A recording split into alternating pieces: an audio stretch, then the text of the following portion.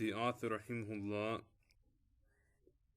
is going to go on to talk about the things that are prohibited, meaning the things that are haram to do in relation to Jumu'ah, are things to do during Jumu'ah which are not permissible.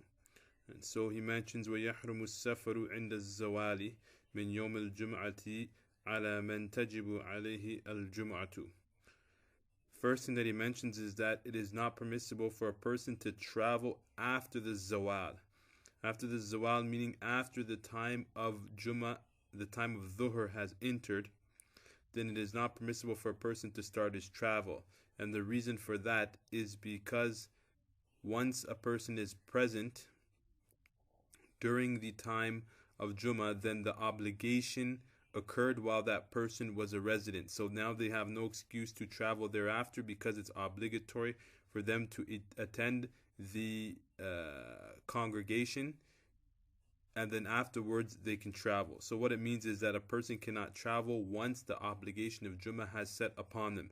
And that's why it says وَيَحْرُمُ السَّفَرُ عِنْدَ الزَّوَالِ, during the once the zawal has come in, min yawm al-jum'ati ala man tajibu alayhi al-jum'atu, and that is the prohibition is connected to the person man tajibu alayhi al-jum'a, whoever the Jumu'ah is obligatory on. So for example, a person technically speaking could not purchase a ticket if he knew that Jumu'ah started at 1 o'clock, or the time for Jumu'ah came in at 1 o'clock, and he has to travel at 1:30 or 1:40 because he knows in this case that he cannot make the Jumu'ah prayer, and thus he will have to travel. Thus a person would be getting a sin for doing so, for not fulfilling an obligatory act.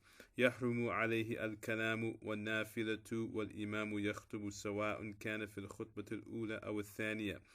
Also, the next one that he mentions is that it is not prohibited for a person to speak, nor is it permissible for a person to make any type of voluntary prayer. Wal imamu yaktub, the while here means while the imam is giving the khutbah.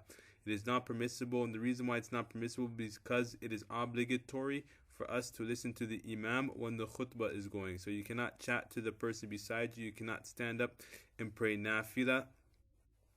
Although one should make a point here that the fact that he mentions a nafila, voluntary prayers, excludes al-qada, because making qada is obligatory, and as we mentioned before, al-qada can be prayed during any time.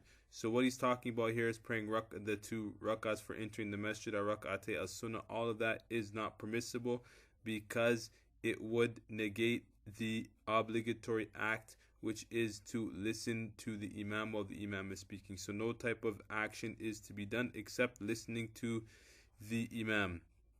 سواء كان في الخطبة الأولى أو الثانية, regardless of whether or not that is in the first khutbah or the second khutbah, it is not permissible. One of the things that the author doesn't mention also is that it is not permissible to step through the shoulders of people when entering during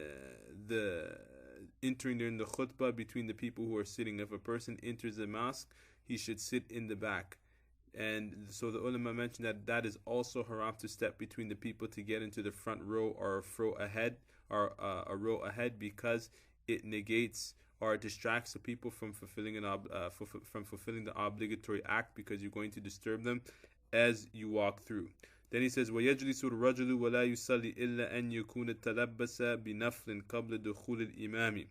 He says, وَيَجْلِسُ الرَّجُلُ وَلَا يُصَلِّ إِلَّا أَنْ يَكُونَ تَلَبَّسَ بِنَفْلٍ قَبْلَ دُخُولِ الْإِمَامِ فَيُتِمَّ ذَلِكَ. Yani when you enter the prayer and the imam is giving the khutbah, he says, يَجْلِسُ الرَّجُلُ, then the person should sit. He should not pray a nafila. وَلَا يُصَلِّ, and here it's the la is for prohibition, and he should not pray, meaning it's not permissible for him to pray, under the exception إِلَّا أَنْ يَكُونَ تَلَبَّسَ بِنَفْلٍ قَبْلَ دُخُولِ الْإِمَامِ, except in the case where the person walked inside the masjid to praise Tahiyyat al-Masjid, and after the first rak'ah, for example, the imam came in. So he started the prayer before the imam came in, and then while he was praying, the imam came in, then he should complete his prayer. That's why it says, except the person illa an yakuna talabbasa, meaning he was already engaged binaflin in the nafila prayer, qabla dukhul al-imam, before the presence of the imam, So the jawab is, the answer is فَيُتِمُّ ذَلِكَ. Then he should just complete that prayer and then remain seated. وَيَحْرُمُ الْبَيْعُ وَالشِّرَاءُ عِنْدَ الْأَذَانِ الثَّانِي. Yani, here he mentions that it is not permissible. Also, it is not permissible to buy nor sell during after the time of the adhan al-thani. And the adhan al-thani that he's referring to is the adhan when just before the khutbahs. So in some places where the Malikis are, and in a lot of places around the road, there's two adhans. Keep in mind that the first adhan that goes off is the one just to tell us that the time for Dhuhr or the time for Jumu'ah has come in. But the adhan al-thani, the adhan that he is talking about here, is the adhan, make a note, is what the adhan is, the one before the actual Jumu'ah starts. So once the adhan goes off and the Jumu'ah has started, buying and selling is no longer permissible. It is sinful to buy and sell. And if a purchase or a buying and sell were to go on during that time or after that time, وَيُفْسَخُ in waqa'a. Yufsakhu means that the sale will be nullified and the products will be turned back to each person. And that's what he means by وَيُفْسَخُ in waqa'a. Then the author is going to go on to talk about a few things that are also prohibited, but they're only makruh. So the prohibition is for the dislike of it. He says, وَيُكْرَهُ تَرْكُ الْعَمَلِ يَوْمَ الْجُمْعَةِ. He said that it is disliked for a person to stop working on Yawm al-Jum'ah, but that is what he means here is that is under the condition that a person is leaving it because it's an honorable day. Because in that case, they become like the Jews who don't work on the Sabbath, and we're not like that. We were not ordered during Yawm al-Jum'ah not to work. So that's why they mentioned that if the person were to do it just for the sake of honoring the day, then that's where the dislike is. Although if a person was doing it for the sake of preparing for Jumu'ah or resting, then that's a different story. But if they're doing it as a religious ritual or practice, then that is considered dislike, because we don't have a Sabbath in our deen or anything like it. وَتَنَفُّلُ الْإِمَامِ قَبْلَ الْخُطْبَةِ. Yani, and for the imam to come inside the prayer hall and do his tanafful, this is considered to do a nafila prayer. It's disliked. The imam should be in a designated place, and once the adhan goes off, then he should walk inside the masjid. Before the adhan goes off, he should walk inside the masjid and sit on the mimbar. Once he sits directly on the mimbar, then the imam will stand up and do the adhan. So it is disliked for the imam to come in, and contrary to the sunnah, for the imam to come into the congregation and pray the nafila prayer and then go up to the minbar. وكذلك يكره للجالس أن يتنفل عند الأذان الأول. Also, he says that it is disliked for the imam it is disliked for the person to do a nafila prayer after the first adhan. What do we mean the first adhan? The first adhan, just so that the people know that the time for the Jumu'ah prayer has began. As I mentioned to you, there's a first and there's a second adhan. So the adhan, not the adhan where the imam is actually where the muadhin is actually saying the adhan just before the khutbah starts, but the adhan that precedes that. It is disliked for us to stand up and do a nafila. And so in that case, when the adhan is called, in some schools they may stand up in prayer, but in the Maliki school it is considered disliked to stand up and pray, and that's what he means وَيُكْرَهُ لِلْجَالِسِ, for the person who's sitting.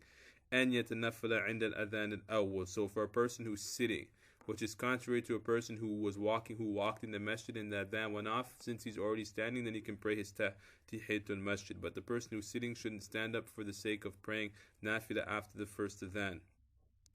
وَيُكْرَهُ حُضُورُ الشَّابَةِ لِلْجُمْعَةِ. And it is disliked for the shaba, for the female, to attend the Jumu'ah. Now what the word shaba here means is any woman that would be desired to be married.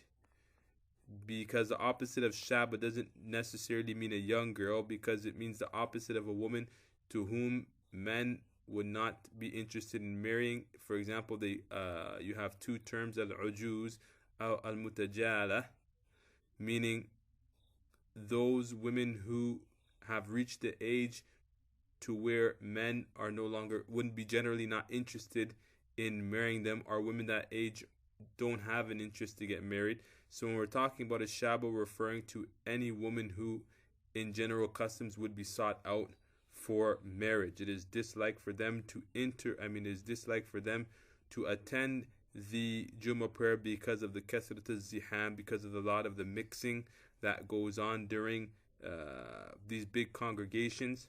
For this reason, it is permissible for a woman to attend the 5 daily prayers because there's no mixing and there's no heavy traffic for the 5 daily prayers. Now, it's disliked when there's no fear of fitna, when there's no possibility of fitna, meaning that she's just a girl but she's not generally attractive.